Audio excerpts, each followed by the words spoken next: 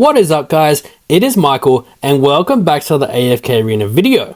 Today we'll be going through the Dimensional Investment Guide and where the best investments are within the Dimensional faction. A huge thanks to Raku Day for the guide via Reddit.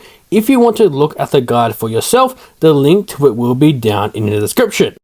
We will also be covering the Challenger and Labyrinth store priorities within the heroes inside of there, along with who to garrison if you're looking to exchange for a dimensional hero. Without further ado, let's get on to the guide. We are going to start off with Ainz. Now, he was one of the most strongest heroes inside of AFK Arena. Of course, more heroes came to AFK Arena like the Awakened Ones and have now replaced him dramatically.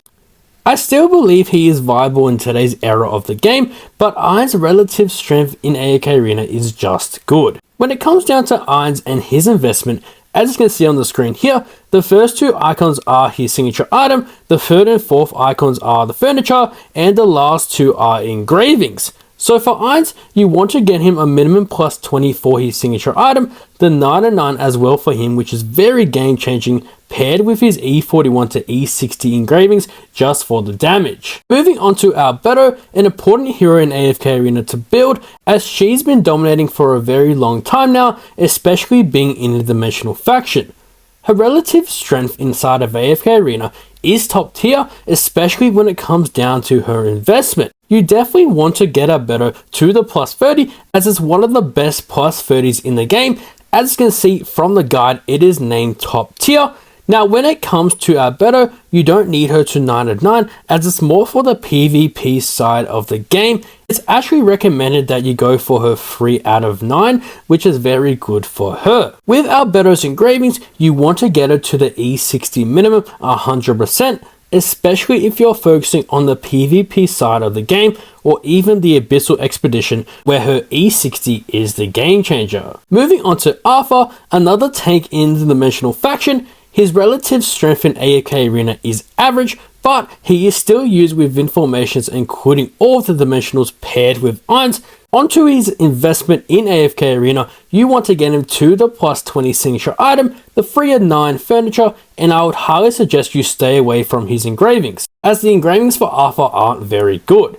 In all honesty, Arthur would be a pass when it comes to building a hero within the Dimensional faction. Moving on to Ezio. Now when it comes to Ezio in AFK Arena, his relative strength is average. Now, when he first came into the game, he was used heavily, especially within the PvP side of the game. But unfortunately, with other heroes being introduced to the game and changing the meta, Ezio has fallen off. When it comes to his investments, you honestly only need Ezio at the 9 of 9 furniture, especially if you're focusing on the PvP side of the game.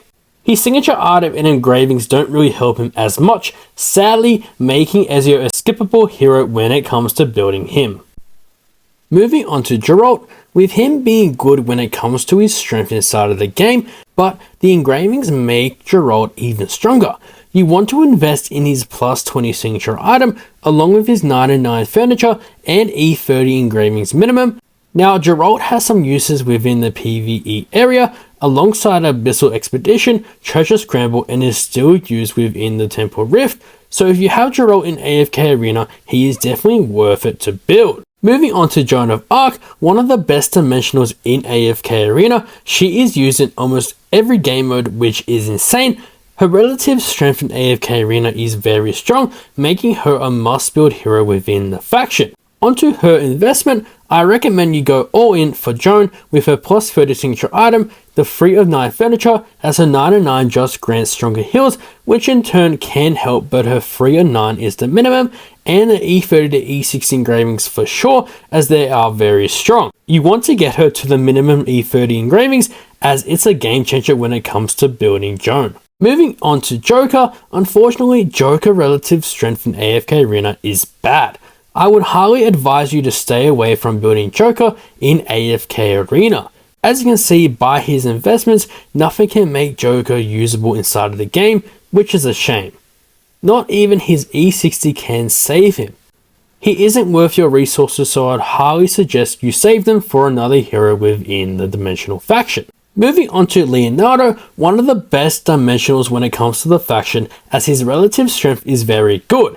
Leonardo, whenever he can be used, is absolutely excellent and exceptional, especially with his crowd control ability.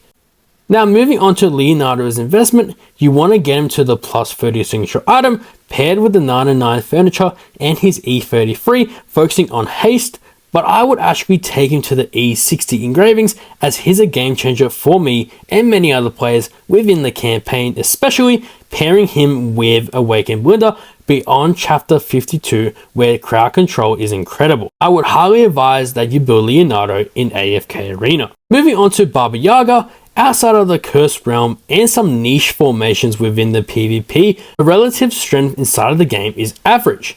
However, if you do invest in Baba Yaga, you will have a decent hero moving forward. You want to definitely get her to the plus 30 signature item paired with her 309 furniture. Her 99 is bad, so I'd highly advise you to stay away from that. However, her E60 is actually good, especially if you're pushing the Cursed Realm, as all the damage within there matters. Moving on to an absolute machine when it comes to dimensionals, and that is Merlin.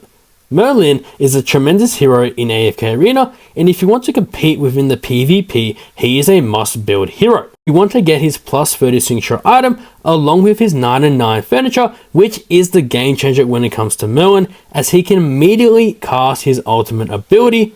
But when it comes down to his engravings, they aren't really needed. Now, if you needed him in the PvP area, his E30 would be okay, but I think his E60 is not really needed. Moving on to Mulan, she is one of the staple builds when it comes to the various game modes since her release. Mulan's relative strength is very good. Now, when it comes to her investment in AFK Arena, you want to take her to the plus 30 signature item with her 99 furniture, which is top tier when it comes to a 99 furniture inside of the whole game, and I highly recommend you take it to the E60, which is an absolute game changer when it comes to Mulan. Now when it comes to Nakoruru in AFK Arena, sadly she is not used anywhere. Her relative strength in the game is very bad, hence why you don't want to build her at all. Even looking at her investments, you might get away with her plus 30 signature item, but other than that, nothing else can make Nakoruru a usable hero inside of the game. Moving on to Prince of Persia. Now when he was first released, we saw him used in various PvE formations thanks to his great crowd control and his survivability, but with the release of Leonardo, he has simply been replaced. His relative strength in the game is bad, along with his investments. You don't want to waste your materials on him, and I'd advise you to stay away from building this hero, just build Leonardo instead. Moving on to Queen. Now when Queen was released in AFK Arena, her potential wasn't revealed at first. She was simply tossed away and was never seen again when it came to her utility. However, when the introduction of the Cursed Realm, engravings, and her 99 furniture being a game changer, she finally found a place to be used inside of the game. Her relative strength is good, and that translates to her investment as well. You want to get Queen to the minimum plus 20 signature item, and of course the 99 furniture, which is the absolute game changer when it comes to Queen, paired with her E30 engravings, and if you wanted to take it further, the E33 focusing on Insight and Life Leech. Now if you don't have Queen in AFK Arena, you should be putting her onto the top of the priority list when garrisoning a dimensional hero. Moving on to Ukyo, another skippable dimensional when it comes to the faction. His relative strength is very bad along with his investments. Nothing can save Ukyo, unfortunately, and he sadly isn't used anywhere in AFK Arena. Moving on to a PvP beast, Yennefer. She is one of the best heroes inside of the Treasure Scramble, used in PvE formations, and if you wanted to score high within the Treasure Scramble, she is definitely a must build hero. Her relative strength in AFK Arena is very good, and her investments are amazing. You want to get Yen to the plus 20 signature item minimum, paired with her 309 furniture and either the E30 or E60 engravings. You really can't go wrong with Yennefer, and like Queen, she should be one of the top priorities to garrison. When it comes to the best heroes to build within the faction, we have to focus on the newly added Rem and Emilia. First we will start off with Emilia. She is one of the best PvP heroes inside of the game, especially within the Treasure Scramble, as her relative strength is very good. Now down to her investments, which are incredible. You can't really go wrong with Emilia. I would highly recommend you go all in for her with the plus 30 signature item, the 99 furniture paired with the E60 engravings. She is an absolute beast and her potential is really starting to blossom. Now onto Rem, arguably the strongest hero within the faction and in the game, as her relative strength is top tier. Similar to Emilia, Rem does not disappoint. Her damage output is one of the highest in the game and is only topped by awakened heroes like Belinda, which is great news as she is a free-to-play unit and most people will be able to get her for free. When it comes down to her investments, like Emilia, you can't go wrong with it. Go all in for Rem yet again with her plus 30 signature item, the 99 furniture, which is a game changer, and the E60 engravings. Now a lot of people have been wondering and asking which one is better, Rem or Emilia? Well, in my opinion, it is Rem. Moving over to the store priorities when it comes to the Challenger store, Labyrinth store, and the Garrison store when it comes to exchanging stones for the dimensional heroes. Now starting with the Challenger store, you definitely want to focus on Merlin as he is one of the best support units inside of AFK Arena and you really can't go wrong when choosing him.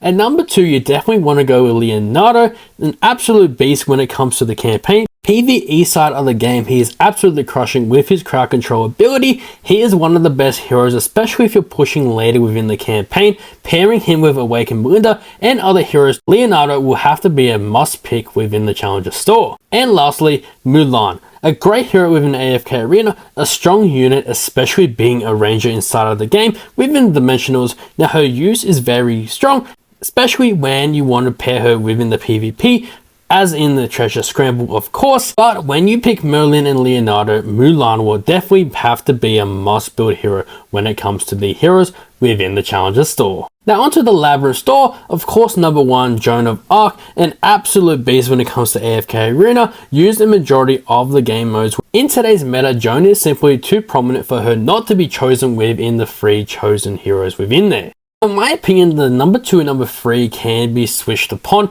Now you don't really need Arthur, you don't really need Baby Yaga in AFK Arena. Then you can obviously pick them based off preference, but in my opinion you don't really need the 2 as they are okay within the PvP wise when it comes to Arthur and the CR when it comes to Baby Yaga, but in my opinion I would just skip on both of these heroes. Now moving over to the Garrison section of the game where you exchange stones for the dimensional heroes. Now Garrison wise, Albedo should be your absolute number 1 priority within here. Her plus 30 signature item as well completely enables the entirety of the dimensional faction. She simply provides too much to be ignored. At number 2, Queen 100% is a great option. Now obviously if Albedo wasn't in the list here, Queen would be number 1. When it comes to her, she is excellent unit thanks to the great crowd control ability that she provides. Now she is still a key unit in the Cursed Realm and the PvE, which is essential when it comes to an dimensional hero and is essential when it comes to a hero in AFK Arena. Now when it comes to 3 and 4, of course, Ainz and Ezio have fallen off when it comes to AFK Arena. Obviously some use within the PvP side of the game. When it comes after the 1 and 2 spots, this is really your preference, but I would honestly choose Ainz, and then after Ainz I wouldn't really build any of the heroes when it comes to the Garrison store. So you definitely want to build the top 3 heroes within the Garrison. Now obviously if you don't have the top 3 heroes within the Garrison store, you definitely want to pick them up first and ignore the other ones within this list. Now that would do it for the Dimensional Investment Guide. Honestly, an amazing guide by Raku Day, an absolute legend when it comes to building this guide, and the link to it will be down in the description if you wanted to check it out for yourself. Let me know your thoughts on the Dimensional Investment Guide in the comments below, and I'll see you all in the next one.